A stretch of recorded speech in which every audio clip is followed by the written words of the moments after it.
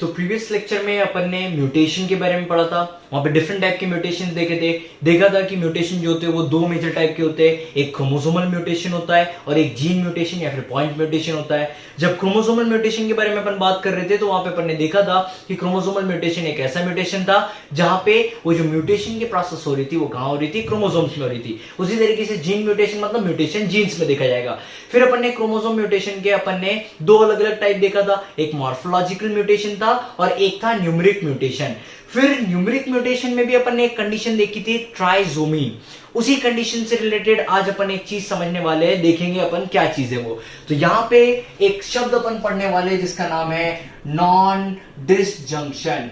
Non disjunction देखते हैं non disjunction मतलब होता क्या है। तो नॉन डिसजंक्शन का मतलब होता है जब दो क्रोमोसोम सेपरेट नहीं हो पाते हैं तब इस कंडीशन को बोला जाता है नॉन डिसजंक्शन। अपने को पता है सेल डिवीजन के वक्त क्या होता है, तो सेल डिवीजन के वक्त वो जो दो होमोलॉगस पेयर रहते हैं क्रोमोसोम के, उनको स्पिंडल फाइबर्स अपोजिट पोल की तरफ पुल करते हैं और वो दोनों सेपरेट हो जाते हैं। फिर एक क्रोमोसोम एक सेपरेट सेल में जाता है और दूसरा क्रोमोसोम दूसरे सेपरेट सेल में जाता है। ये अपन बात कर रहे हैं मियोसिस सेल डिवीजन के वक्त। अगर वो स्पिंडल फाइबर उस क्रोमोसोम को सही तरीके से अपोजिट पोल्स पे नहीं लेके गए तो क्या होगा, वो दोनों के दोनों क्रोमोसोम एक ही सेल में चल जाएंगे। वही कंडीशन अपन यहाँ पे पढ़ने वाले हैं। तो मैंने यहाँ पे लिखा है नॉन डिसजंक्शन। नॉन डिसजंक्शन का मतलब होता है when the chromosomes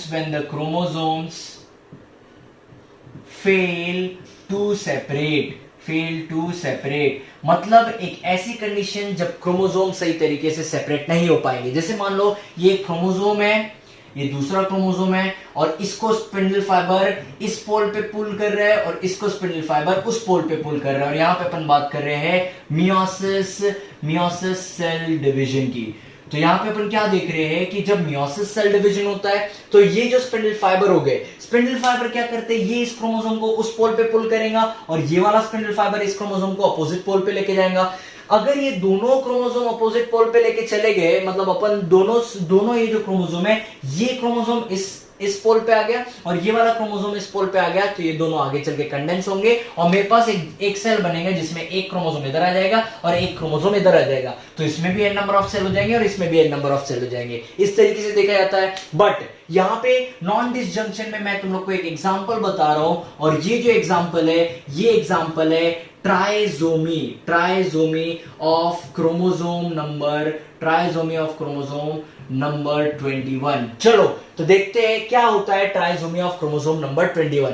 ट्राइजोमी का मतलब क्या होता है पहले ये समझते हैं अपन। तो ट्राइजोमी का मतलब होता है नॉर्मली क्रोमोसोम क्या होता है, दो पेयर में प्रेजेंट रहते हैं। क्रोमोसोम जो रहते हैं वो दो के पेयर में प्रेजेंट रहते हैं। ट्राइजोमी का मतलब होता है जब एक और क्रोमोसोम का यहाँ पे स्ट्रक्चर प्रेजेंट रहेगा, मतलब टोटल नंबर ऑफ क्रोमोसोम कितने रहेंगे, 1, 2 और 3। अगर टोटल नंबर ऑफ क्रोमोसोम 3 है तब इस कंडीशन को बोला जाता है ट्राइजोमी ऑफ क्रोमोसोम नंबर 21। ये हो गया वो कंडीशन। अब ये 3 क्रोमोसोम कैसे आते हैं उसके बारे में अपन डिस्कस करते हैं। तो मान लो कि ये मान लो क्या है, ये था क्रोमोसोम, ये था क्रोमोसोम, ये था दूसरा क्रोमोसोम, इसको उधर जाना था अपोजिट पोल पे, उसको उधर जाना था। और जैसे ये दोनों अपोजिट पोल पे जा रहे थे तो यहाँ पे एक एग सेल बन रहा था और यहाँ पे दूसरा एग सेल बन रहा था।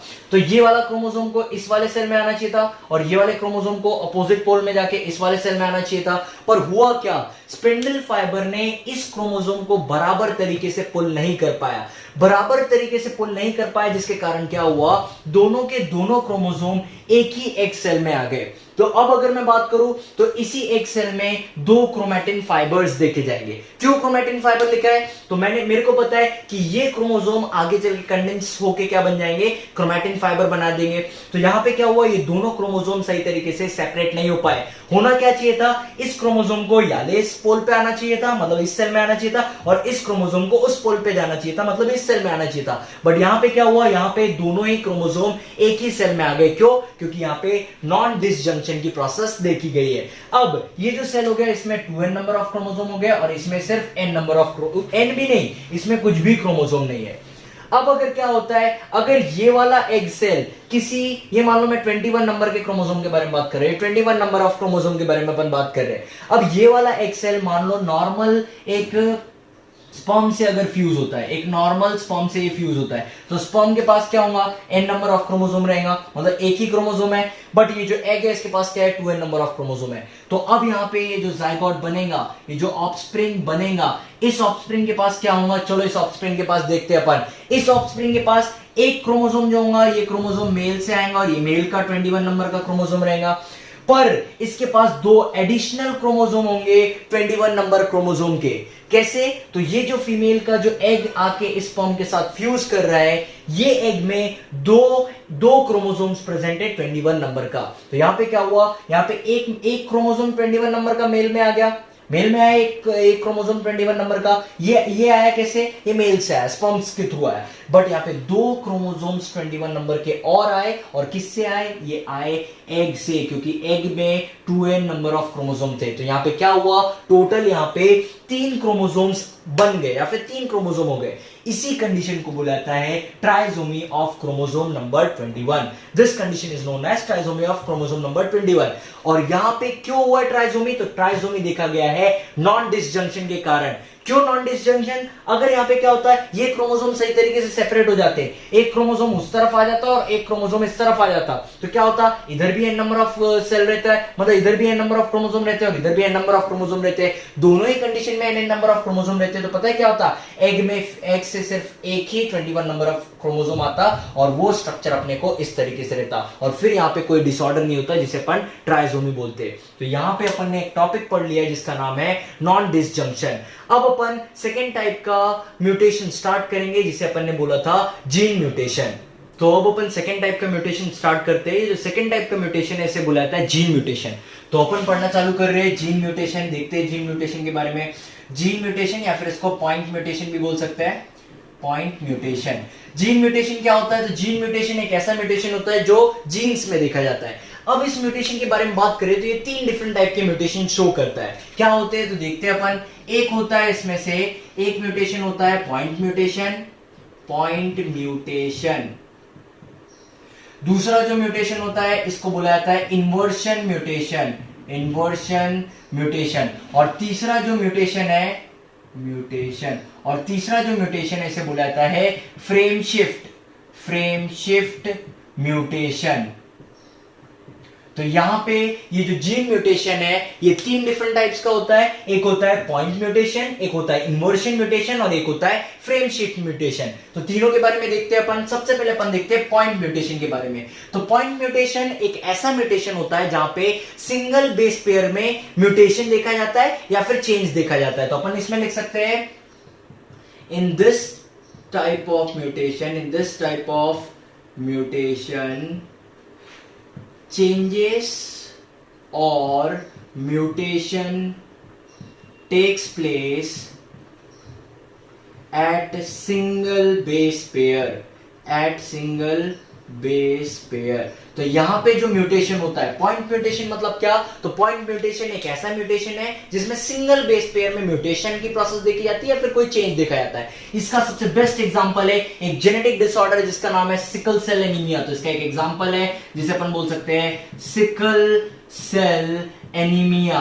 तो देखते हैं सिकल सेल एनीमिया में किस तरीके से पॉइंट म्यूटेशन होता है। सिकल सेल एनीमिया में क्या होता है तो समझते हैं इसके बारे में। देखो नॉर्मल पर्सन की अगर मैं बात करूं तो नॉर्मल पर्सन में जो हीमोग्लोबिन मॉलिक्यूल होता है, इस हीमोग्लोबिन मॉलिक्यूल की जो बीटा ग्लोबुलिन चेन होती है, इस बीटा ग्लोबुलिन चेन में 6th पोजीशन पे जो अमीनो एसिड होता है, 6th पोजीशन का जो अमीनो एसिड होता है, ये अमीनो एसिड होता है ग्लूटामिक एसिड, ग्लूटामिक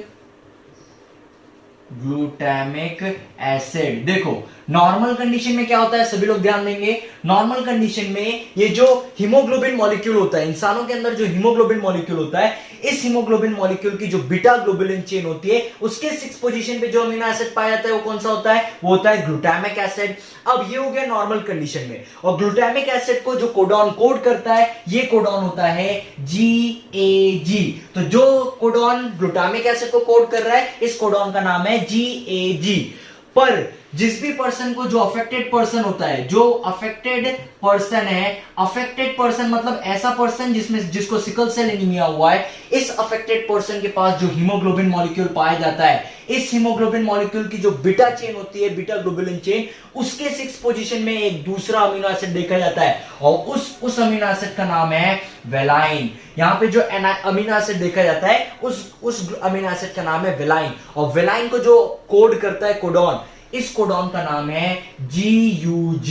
तो देखो हुआ क्या है, सभी लोग फिर से ध्यान देंगे। यहां पे नॉर्मल कंडीशन में क्या हुआ है, तो नॉर्मल कंडीशन में जो हीमोग्लोबिन था, इस हीमोग्लोबिन के 6 पोजीशन में, इस हीमोग्लोबिन की बीटा चेन के 6 पोजीशन में जो अमीनो एसिड था वो था ग्लूटामिक एसिड, और इस ग्लूटामिक एसिड को एक कोडॉन कोड कर रहा था जिसका नाम था GAG।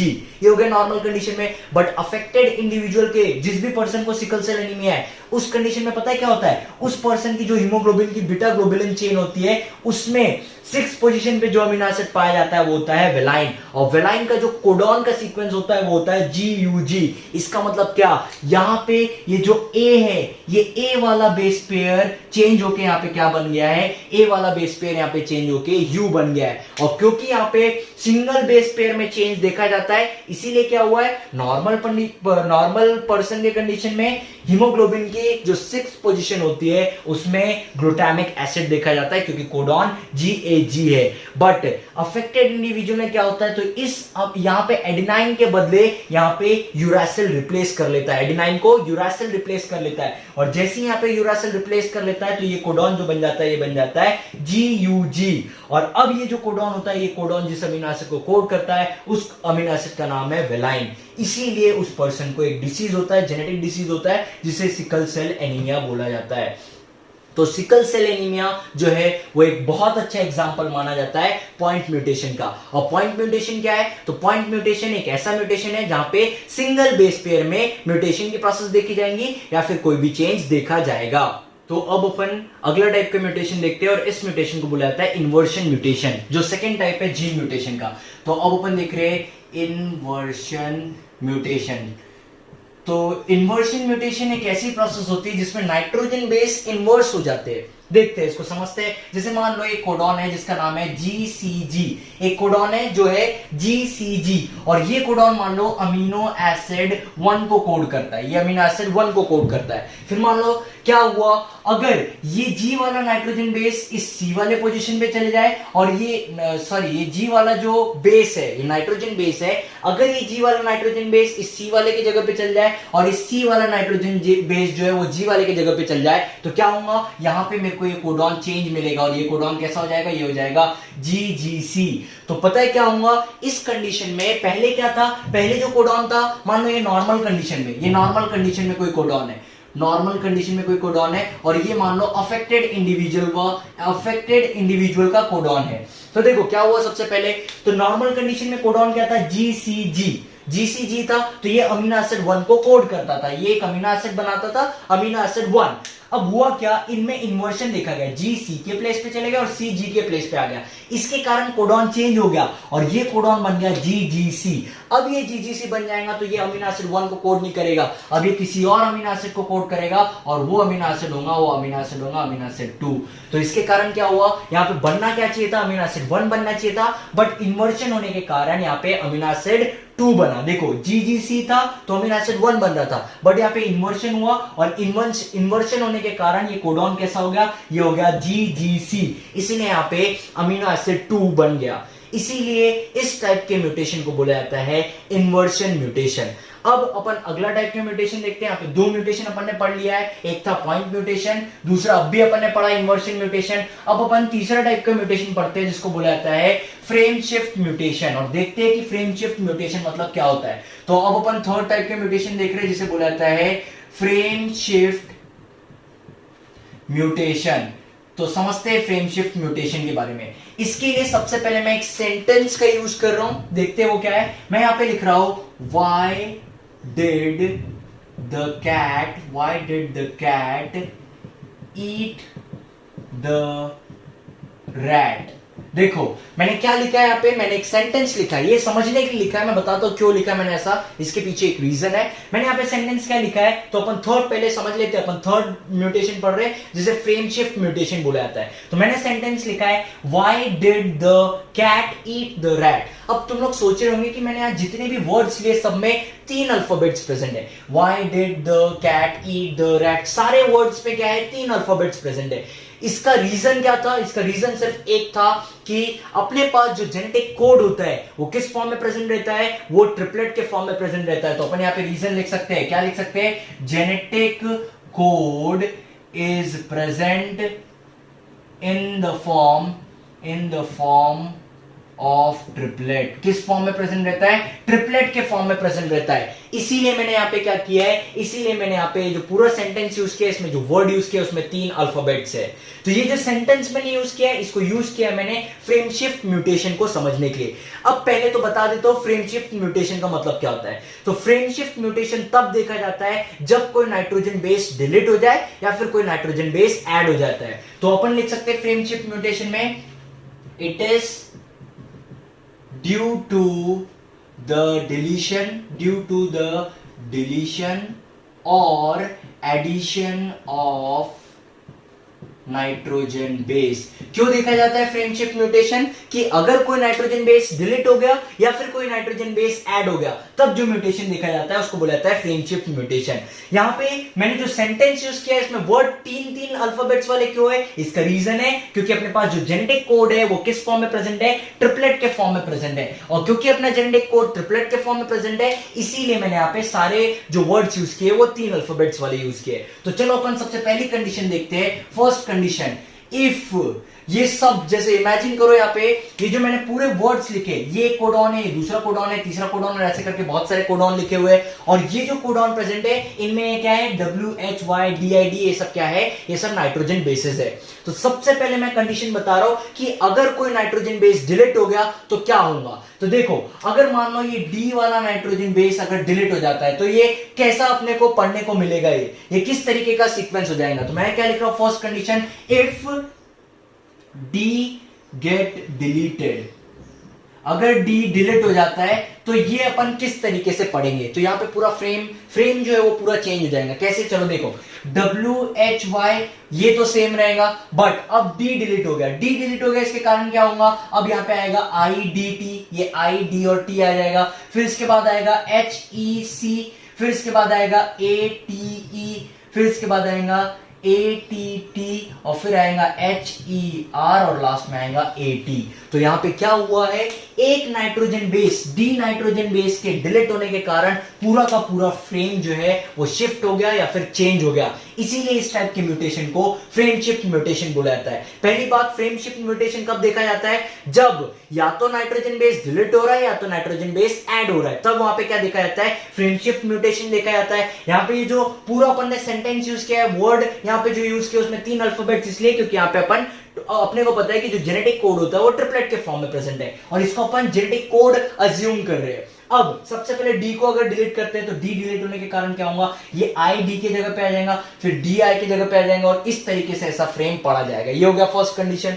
सेकंड कंडीशन क्या हो सकती है कि अगर कोई ऐड होता है, जैसे मान लो यहाँ पे X ऐड हुआ है, if X is added between Y and D, तो सेकंड कंडीशन है अपनी, if X is added between Y and D, अगर Y और D के बीच में अगर X ऐड होता है तो क्या बनेगा ये। चलो तो इसको देखते हैं अपन। तो WHY ये सेम रहेगा, फिर इसके बाद मैंने बोला कि X ऐड हो रहा है Y और D के बीच में, Y और D के बीच में X ऐड हो रहा है, तो यहाँ पे ये कैसे बन जाएगा, XDI, फिर ये बनेगा DTH, फिर ये बनेगा ECA, फिर ये बनेगा TEA, फिर ये हो जाएगा TTH, ERA और लास्ट में रहेगा T।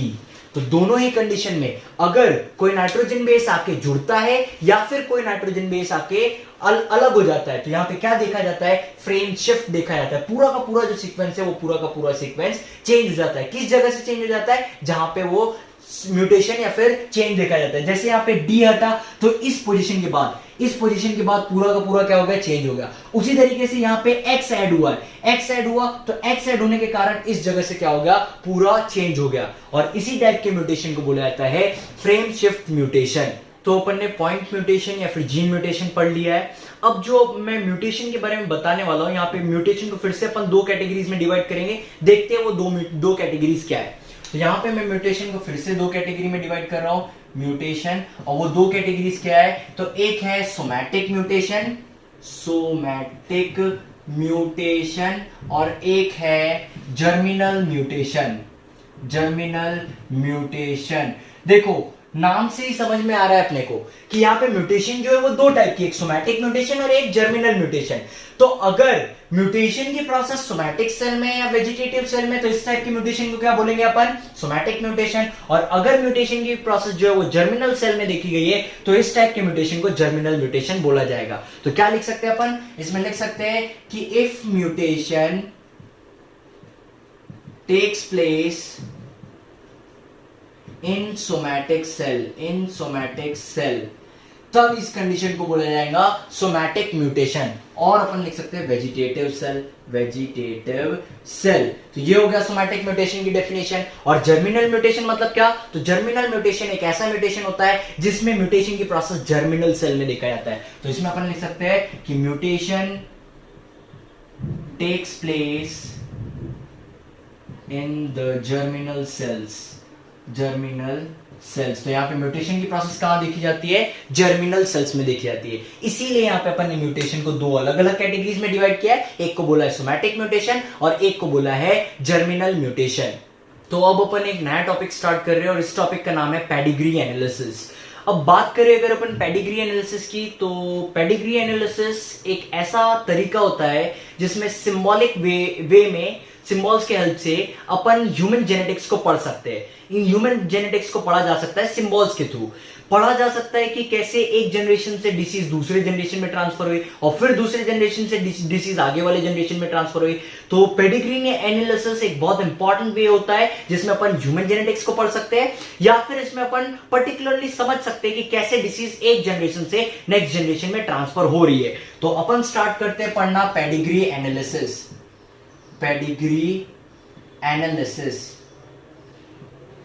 तो पेडिग्री एनालिसिस में अपन लिख सकते हैं, फर्स्ट पॉइंट लिख सकते हैं कि it helps us in understanding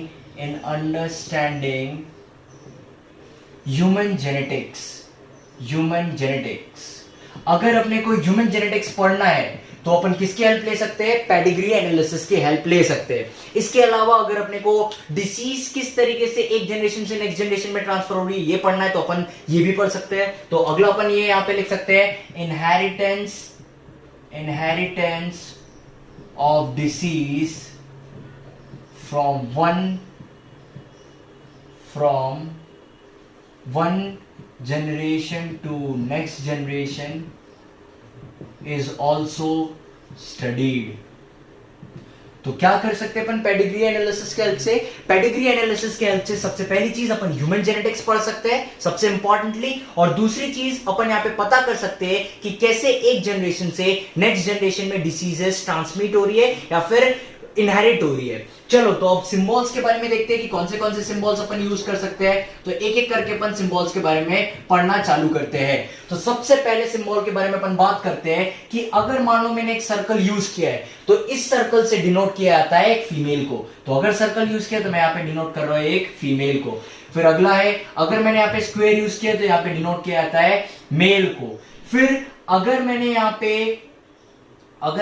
पे एक सर्कल यूज किया है और उसको मैंने क्या किया है, इसको मैंने पूरी तरीके से इसको मैंने कलर कर दिया है, हाईलाइट कर दिया इस सर्कल को। तो इस कंडीशन में बताया जाता है कि यहाँ पे जो फीमेल है वो कैसी फीमेल है, अफेक्टेड फीमेल है। तो यहाँ पे लिख देंगे अपन अफेक्टेड फीमेल। इस कंडीशन में जो फीमेल होंगी वो अफेक्टेड फीमेल होंगी। चौथा कंडीशन क्या है, फोर्थ कंडीशन है स्क्वायर, और स्क्वायर में अपन ऐसा कर देंगे। तो इस कंडीशन में अगर स्क्वायर डार्क दिख रहा है तो इस कंडीशन में अपन बोलेंगे कि यहाँ पे जो इन्फेक्टेड जो इंडिविजुअल है वो कैसा है, अफेक्टेड इंडिविजुअल है। और कौन सा इंडिविजुअल है, अफेक्टेड मेल है, तो ये हो जाएगा अफेक्टेड मेल। फिर इसके बाद पांचवी कंडीशन है डायमंड शेप होता है। ये जो डायमंड शेप तुम लोगों को दिख रहा है, ये जो डायमंड शेप होता है ये बताता है कि यहाँ पे जो पर्सन है उसका सेक्स स्पेसिफाई नहीं है, अपने को पता नहीं चल रहा है कि वो पर्सन का सेक्स क्या है। तो अपन इस कंडीशन को लिख सकते हैं सेक्स नॉट स्पेसिफाइड। देखो तो सबसे पहले अपन ने क्या यूज किया है, सर्कल यूज किया है नॉर्मल फीमेल के लिए, स्क्वायर यूज किया है मेल के लिए। अब अगर मैंने सर्कल को डार्क कर दिया तो इसको बोलूंगा अफेक्टेड फीमेल, जो पर्सन है ये अफेक्टेड है। और फिर अगर स्क्वायर मैंने यूज किया और स्क्वायर को डार्क किया तो इसको बोलूंगा मैं अफेक्टेड मेल। और अगर मैंने यहाँ पे डायमंड शेप यूज किया तो डायमंड शेप यहाँ पे डिनोट करता है कि जो भी पर्सन है उस पर्सन का सेक्स स्पेसिफाई नहीं है, अपने को क्लियर नहीं है कि उसका सेक्स क्या है। तो अगर स्क्वायर हाफ डार्क है और सर्कल हाफ डार्क है तो इस कंडीशन को समझा जाता है कि यहाँ पे जो इंडिविजुअल्स है ये कैरियर्स है। और कैरियर्स किस चीज के, ऑटोसोमल जीन्स के। इसका मतलब है कि इनको जो डिसऑर्डर है वो ऑटोसोमल जीन पे है, पहली चीज। और ये कैरियर्स है, मतलब ये सिर्फ वो जीन कैरी कर रहे हैं बट इनको ये प्रॉब्लम नहीं है। तो ये वाली कंडीशन होती है carriers for autosomal gene. Problem जो होंगी वो ऑटोसोमल जीन में होंगी, मतलब अफेक्टेड जीन ऑटोसोमल जीन में होगा बट ये कैरियर्स होंगे, इनको कोई प्रॉब्लम नहीं होंगी। सेकंड कंडीशन, अगली कंडीशन इसमें अपन बोल सकते हैं कि यहाँ पे एक सर्कल और उसके अंदर एक डॉट बना है। सर्कल है मतलब क्या होगा, फीमेल ऑर्गेनिज्म होगा। और डॉट बना है तो डॉट बनाने से ये पता चलता है कि ये जो फीमेल है ये भी कैरियर है, बट किस चीज के लिए कैरियर है, सेक्स लिंक रेसेसिव जीन के लिए। मतलब यहाँ पे वो जो जीन होगा वो कहां पे पाया जाएगा, सेक्स क्रोमोसोम्स पे पाया जाएगा और रेसेसिव जीन होगा। अगली कंडीशन क्या है तो इसको देखते हैं अपन। यहाँ पे एक सर्कल और स्क्वायर के बीच में एक लाइन खींच के दोनों को जोड़ा गया है। एक सर्कल है और स्क्वायर और दोनों को एक लाइन से जोड़ा गया है। इस कंडीशन को बोला जाता है मेटिंग या फिर रिप्रोडक्शन। इसका मतलब क्या, यहाँ पे फीमेल और मेल के बीच में क्या होगा, रिप्रोडक्शन होगा। तो इस कंडीशन को अपन बोल सकते हैं मेटिंग और रिप्रोडक्शन बिटवीन टू इंडिविजुअल। तो ये हो गया अपना अगला कंडीशन। नेक्स्ट कंडीशन में देखो, यहाँ एक सर्कल है और स्क्वायर है बट इन दोनों को दो लाइन से जोड़ा गया है। एक सर्कल है एक स्क्वायर है बट इन दोनों को जोड़ा है दो लाइन से। अगर दो लाइन से जोड़ा गया है एक सर्कल और स्क्वायर को, तब इस कंडीशन को बोला जाता है कॉन्सेग्युअस मेटिंग। इस कंडीशन को बोला जाता है कॉन्सेग्युअस मेटिंग। इसका मतलब ये होता है कि यहाँ पे फीमेल और मेल के बीच में मेटिंग तो हो रही है, रिप्रोडक्शन की प्रोसेस जो हो रही है, बट ये जो इंडिविजुअल्स है ये क्लोज रिलेटिव्स है। ये दोनों आपस में क्या है, क्लोज रिलेटिव्स है। तो अगर क्लोज रिलेटिव के बीच में मेटिंग की प्रोसेस होती है, रिप्रोडक्शन की प्रोसेस होती है, तब इस टाइप की मेटिंग को कॉन्सेग्युअस मेटिंग कहा जाता है। अगली चीज ये देखो, यहाँ पे एक टी लाइक स्ट्रक्चर दिख रहा है। टी का मतलब पता है यहाँ पे क्या है, अगर मान लो ये फीमेल है और ये ऐसा है और ये एक मेल है, और फिर इसके बाद अगर एक लाइन अगर नीचे की तरफ अपन ने किया है, तो ये जो लाइन नीचे की तरफ गई है, तो मैंने क्या किया, इसी को यहाँ पे ऐसा टी कर दिया है, इसी को ऐसा टी तरीके से दिखाया अपन ने। टी क्यों दिखाया, क्योंकि इस तरफ फीमेल रहेंगे उस तरफ मेल रहेगा। तो ये जो नीचे की तरफ लाइन गई है, नीचे के तरफ जो लाइन गई है, डिनोट करती है नेक्स्ट जनरेशन को। मतलब अब अगर अपन इसके बाद कुछ भी अपन दिखाते हैं तो वो क्या होंगी, वो उनकी नेक्स्ट जनरेशन होंगी। उसी तरीके से इधर ध्यान दो, ये एक फीमेल ऑर्गेनिज्म हो गया, ये एक मेल ऑर्गेनिज्म हो गया, और ये लाइन अपने को क्या बता रही है, ये लाइन ये बता रही है कि अब ये जो तीन ऑर्गेनिज्म है, ये तीन ऑर्गेनिज्म क्या है, ये उनकी नेक्स्ट जनरेशन है। जिसमें से यहाँ पे क्लियरली ये जो सर्कल स्क्वायर और सर्कल है ये उनकी प्रोजिनी है या फिर ये उनके ऑफस्प्रिंग है, या फिर अपन बोल सकते हैं उनकी नेक्स्ट जनरेशन है। और यहाँ पे डिपेंड करता है कि किसे अपन ने फर्स्ट लिखा है। फॉर एग्जांपल मान लो ये फीमेल और मेल ने क्या की, मेटिंग की। मेटिंग करने के बाद इनका पहला चाइल्ड हुआ है एक गर्ल चाइल्ड। तो गर्ल चाइल्ड को डिनोट करने के लिए यहाँ पे सबसे पहले इन लोगों ने गर्ल सर्कल बनाया है, गर्ल चाइल्ड को डिनोट करने के लिए। फिर सेकंड चाइल्ड क्या हुआ है, मेल चाइल्ड हुआ है। और थर्ड जो चाइल्ड हुआ है कैसा चाइल्ड हुआ है, एक और फीमेल चाइल्ड हुआ है। तो यहाँ पे क्रोनोलॉजिकल ऑर्डर में इसे समझाया जाता है। अगर पहले सर्कल है इसका मतलब ये है कि इनका जो पहला चाइल्ड है वो एक गर्ल चाइल्ड है, और लास्ट में स्क्वायर है इसका मतलब क्या कि इनका जो लास्ट वाला जो चाइल्ड था वो कैसा चाइल्ड है, वो चाइल्ड एक बॉय चाइल्ड है। तो अब अपन अगली कंडीशन देखते हैं।